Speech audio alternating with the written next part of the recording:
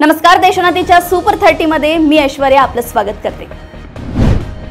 मुंबई शहर आणि उपनगरात मुस्लिम बांधवांच्या ईद ए मिलाद सणाच्या सुट्टी दिवसात बदल करण्यात आला आहे। शुक्रवार 5 सप्टेंबर ऐवजी सोमवार 8 सप्टेंबर रोजी मुंबईत सार्वजनिक सुट्टी मिळणार आहे। महाराष्ट्र शासनाच्या सामान्य प्रशासन विभागाने या संदर्भात अधिसूचना काढली आहे। ठाण्यामधील भिवंडीमध्ये एक धक्कादायक प्रकार समोर आल्याने सर्वत्र खळबळ उडाली आहे। एका प्रेम कहाणीचा भयानक अंत झालाय। 25 वर्षीय तरुणाने 22 वर्षीय तरुणीचा धारदार शस्त्राने शिरच्छेद करून शिरधडा वेगळं करून टाकलंय। हे दोघेही एकमेकांच्या चारित्र्यावर संशय घेत नेहमीच वाद घालून आपल्याच पोटच्या चिमुकल्याला मारहाण करत असल्याच्या वादातून तरुणाने तरुणीची क्रूरपणे हत्या केल्याचा पोलिसांनी संशय व्यक्त केलाय। मनोज जरांगे पाटील यांनी नवी मागणी करत सरकारची कोंडी केली आहे। ओबीसींसाठी उपसमिती स्थापन केली आहे, तर आता राज्यातील दलित आणि मुस्लिम समाजासाठीही उपसमिती स्थापन करा। एक उपसमिती शेतकऱ्यांसाठी स्थापन करा आणि मायक्रो ओबीसींसाठी एक वेगळी उपसमिती स्थापन करा, अशी मागणी मनोज जरांगेंनी केली आहे। सिंधुदुर्ग जिल्ह्यात कुडाळ येथील 6 नगरसेवकांवर पक्षविरोधी कारवाई केल्याचा ठपका ठेवत भाजप जिल्हाध्यक्षांनी निलंबनाची कारवाई केली। भाजप जिल्हाध्यक्षांनी केलेल्या निलंबन कारवाईच्या पत्राला उपमुख्यमंत्री एकनाथ शिंदे यांच्या शिवसेनेचे शिलेदार आमदार निलेश राणे यांनी प्रत्युत्तर दिले। हा मुद्दा आता खासदार नारायण राणे यांच्या कोर्टात जाण्याची शक्यता आहे। भाजपच्या त्या 6 नगरसेवकांच्या मदतीसाठी आमदार निलेश राणे त्यांनी पुढाकार घेतलाय। पुसे सावळीतील अविनाश काशीद व कुटुंबियांनी गणेशोत्सवात अवयवदान, जनजागृती, वैद्यकीय मदत तसेच संकल्प निरोगी महाराष्ट्राचा अंतर्गत आरोग्य योजनांची जनजागृतीपर साकारलेली सजावट लक्षवेधी ठरली आहे। हैदराबाद आणि सातारा गॅझेटची अंमलबजावणी करण्याचा निर्णय घेत मराठा समाजाची आरक्षणाची मागणी मार्गी लावण्याच्या राज्य सरकारच्या निर्णयामुळे नाराज झालेल्या इतर मागास प्रवर्गासाठीही स्वतंत्र मंत्रिमंडळ उपसमिती स्थापन करण्याचा निर्णय राज्य सरकारने घेतलाय। ही समिती ओबीसी प्रवर्गाच्या कल्याणासाठी असलेल्या योजनांचा आढावा घेऊन त्यात सुधारणा करण्याबाबतच्या उपाययोजना सुचवणार आहे। राज्य सरकारने पंतप्रधान किसान सन्मान निधीच्या धर्तीवर सुरू केलेल्या नमो शेतकरी महासन्मान निधी योजनेचा 7वा हप्ता 3 दिवसात शेतकऱ्यांच्या बँक खात्यावर जमा होणार आहे। राज्य सरकारने एप्रिल ते जुलै 2025 या काळातील 7व्या हप्त्यासाठी 1932.72 कोटी रुपयांच्या निधी वितरणाला मंजुरी दिली आहे। कारखान्यांमधील कामगारांच्या काम करण्याची मर्यादा 9 तासांवरून 12 तास करण्याचा निर्णय राज्य मंत्रिमंडळाने बुधवारी घेतलाय। दुकाने आणि आस्थापनांमधील कामांच्या तासांची मर्यादा ही 9 तासांवरून 10 तास करण्यात आली आहे। नागपूर अमरावती महामार्गावरील बाजारगाव नजीकच्या सोलार एक्सप्लोजिव्हमध्ये बुधवारी मध्यरात्री 12:34 सुमारास भीषण स्फोट झाला। यात एकाचा मृत्यू झालाय तर 16 कामगार जखमी झाले आहेत। यातील 4 प्रकृती चिंताजनक आहे। मयूर गणवीर असे या घटनेत मृत झालेल्या सुपरवायझरचे नाव आहे। कंपनीच्या PP-15 प्लांटमध्ये हा स्फोट झालाय। मराठा समाजाला ओबीसींमधून आरक्षण देऊ नये या मागणीसाठी राष्ट्रीय ओबीसी महासंघातर्फे नागपुरातील संविधान चौकात बबनराव तायवाडे यांच्या नेतृत्वात गेल्या 6 दिवसांपासून साखळी उपोषण सुरू करण्यात आलं होतं। आज मंत्री अतुल सावे यांनी उपोषणस्थळी भेट दिली। ओबीसी समाजाच्या 14 मागण्यांपैकी 12 मागण्या सरकारने मान्य केल्याची माहिती अतुल सावे यांनी दिल्यानंतर बबनराव तायवाडे यांनी अखेर उपोषण मागे घेतलंय। उत्सव साजरा करताना अनेक जण बडेजाव करताना दिसतात, मात्र गणेशोत्सवाच्या निमित्तानं छत्रपती संभाजीनगर जिल्हाधिकाऱ्यांनी संवेदनशीलता दाखवणारा उपक्रम राबवलाय। त्यांनी सरकारी निवासस्थानात आत्महत्याग्रस्त शेतकरी कुटुंबियांना 3 सप्टेंबरला निमंत्रित केलं। त्यांना स्वतःच्या हाताने भोजन वाढत त्यांच्या समस्या जाणून घेतल्या आहेत। करचुकवेगिरी करून अधिक नफा मिळवण्यासाठी गोव्यातील दारूची महाराष्ट्रात तस्करी करण्याचा प्रयत्न राज्य उत्पादन शुल्क अधिकाऱ्यांनी हाणून पाडलाय। राज्य उत्पादन शुल्क विभागाच्या अधिकाऱ्यांनी मद्याची वाहतूक करणाऱ्या टेम्पो चालकाला अटक केली आहे।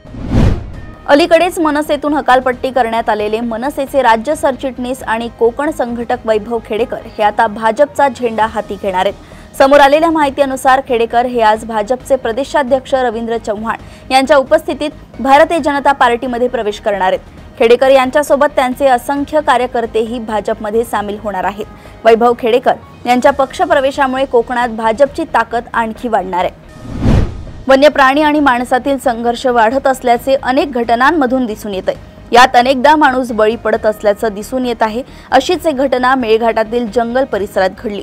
यात वाघाने केलेल्या हल्ल्यात एका वनमजुराचा मृत्यू झालाय। वन विभागाने त्याचा मृतदेह जंगलातून बाहेर काढलाय। सातपूर भागात एका व्यक्तीने कुत्रा भुंकला या कारणावरून भटक्या कुत्र्याला मारहाण करत त्याला दुचाकीला बांधून फरफटत नेल्याची घटना घडली आहे। याचा व्हिडिओ व्हायरल झाल्यानंतर प्राणीप्रेमींनी याबाबत पोलिसात धाव घेत संबंधित व्यक्तीवर कारवाई करण्याची मागणी केली। त्यानंतर पोलिसांनी या व्यक्तीचा शोध घेऊन त्याच्या विरोधात गुन्हा दाखल केला आहे।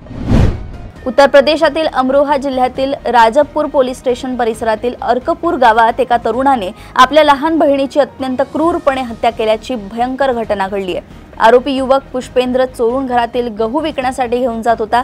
त्यानंतर त्याची बहीण रेखाने त्याला थांबवले आणि गहू विकण्यापासून रोखले। पुष्पेंद्रला हे आवडले नाही आणि रागाच्या भरात त्याने जवळच ठेवलेल्या कुऱ्हाडीने आपल्याच बहिणीवर हल्ला केला। छत्तीसगडमधील जशपूर जिल्ह्यात एक मद्यधुंद व्यक्ती चालवत असलेली SUV कार एका धार्मिक मिरवणुकीत शिरून भीषण अपघात झाला। या अपघातात 3 जणांचा मृत्यू झालाय तर 22 जण जखमी असल्याची माहिती आहे। मंगळवारी 2 सप्टेंबर रोजी रात्री उशिरा ही घटना घडल्याची माहिती पोलिसांनी बुधवारी दिली आहे। भाजप आमदार BP हरीश यांच्या वक्तव्यामुळे सध्या चर्चेत आहेत। महिला SP या दावणगेरे जिल्ह्यातील काँग्रेस नेत्यांच्या पाळीव कुत्र्याप्रमाणे वागतात असं वादग्रस्त वक्तव्य BP हरीश यांनी केलंय। ते कर्नाटक विधानसभेचे आमदार आहेत। एकमेकांच्या प्रेमात आखंड बुडालेल्या दोघांनी कुटुंबाच्या संमतीने लग्न केलं, पण त्यांचं हे नातं फक्त 77 दिवसच टिकू शकलं। लग्नानंतर अवघ्या 2.5 महिन्यांनी पती पत्नी दोघांनीही एकाच दुपट्ट्याच्या मदतीने गळफास घेत आपल्या आयुष्याची अखेर केली। ही घटना इतकी अचानक घडली की त्यांच्या कुटुंबाला याने मोठा धक्का बसलाय। या दोघांनी हे पाऊल का उचललंय हे कोणालाच कळत नाहीये। उत्तर प्रदेशातील कानपूर शहरातील नौबस्ता भागात ही घटना घडली आहे। पूजाश्री नावाच्या 28 वर्षीय विवाहित महिलेने आत्महत्या केल्याचा धक्कादायक प्रकार समोर आलाय। हुंड्याची मागणी आणि पतीच्या अनैतिक संबंधांना कंटाळून तिने आत्महत्या केल्याचा आरोप आहे। 1 सप्टेंबर रोजी ही घटना घडल्याचं उघडकीस आलं असून बंगलोरच्या बगलगुंटे पोलिसांनी हुंडा प्रतिबंधक कायद्यान्वये गुन्हा दाखल केला असून पुढील तपास सुरू आहे।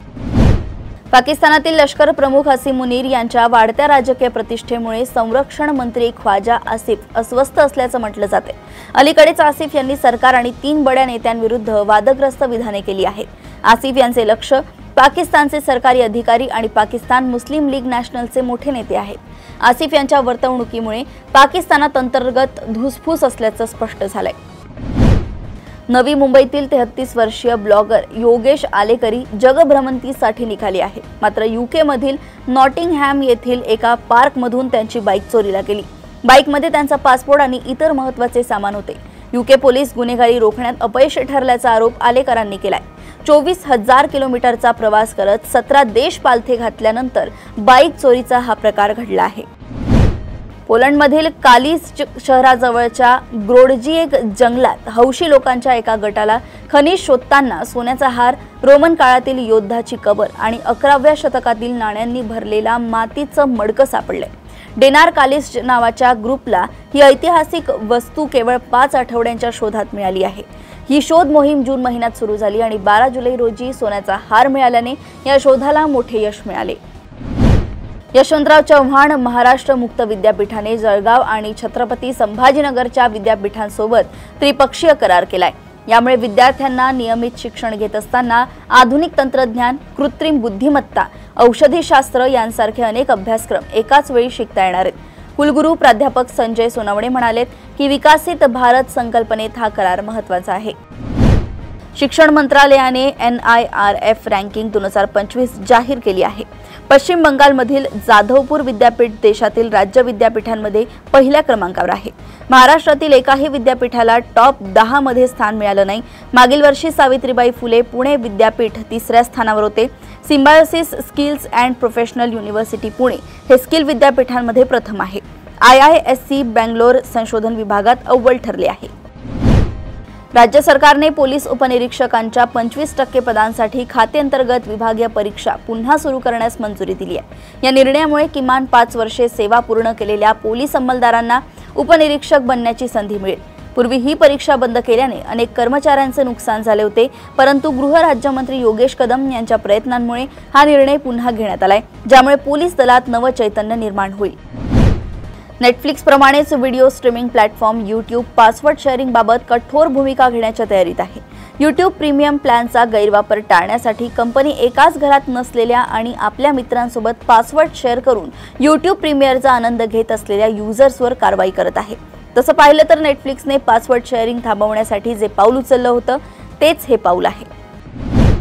जीएसटी घोषणांच्या पार्श्वभूमीवर गुरुवारी भारतीय शेअर बाजाराने उघडताच सुसाट वेगाने आगेकूच केली आहे। जीएसटी सुधारणांच्या रथावर स्वार देशांतर्गत शेअर बाजाराने बंपर ओपनिंग केली असून बीएसईचा सेन्सेक्स 888 अंकांच्या मोठ्या वाढीसह 81,456 वर उघडला, तर एनएसईचा निफ्टी निर्देशांक 265 अंकांनी वधारला असून 24,980 वर उघडला। टेलिव्हिजन इंडस्ट्रीतील प्रसिद्ध अभिनेता आशिष कपूरला बुधवारी पुण्यातून अटक करण्यात आली। त्याच्यावर एका महिलेनं बलात्कार आणि मारहाण यांसारखे गंभीर आरोप केले आहेत। या आरोपांच्या पार्श्वभूमीवर आशिषचं इंस्टाग्राम अकाउंट सुद्धा डिॲक्टिव्हेट झालं असून पोलीस या प्रकरणी सखोल चौकशी करतायत। पीडित महिला आणि आशिषची ओळख इंस्टाग्रामवरूनच झाली होती। त्यानंतर त्याने तिला दिल्लीतील एका मित्राच्या घरी पार्टीला बोलवलं होतं। तिथे वॉशरूममध्ये बलात्कार केल्याचा आरोप महिलेनं केलाय। भारतीय क्रिकेटमध्ये गेल्या काही महिन्यांपासून निवृत्तीचा धडाका सुरू असल्याचं दिसतंय।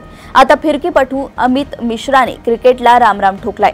आपल्या फिरकीच्या तालावर भल्यांना क्रिकेटपटूंना नाचवणाऱ्या अमित मिश्राने सोशल मीडियावर निवृत्तीची घोषणा केली। 4 सप्टेंबर 2025 रोजी त्याने क्रिकेटला रामराम केल्याचं जाहीर केलंय। अशाच सुपर 30 बातम्या जाणून घेण्यासाठी बघत रहा देशोन्नती। नमस्कार।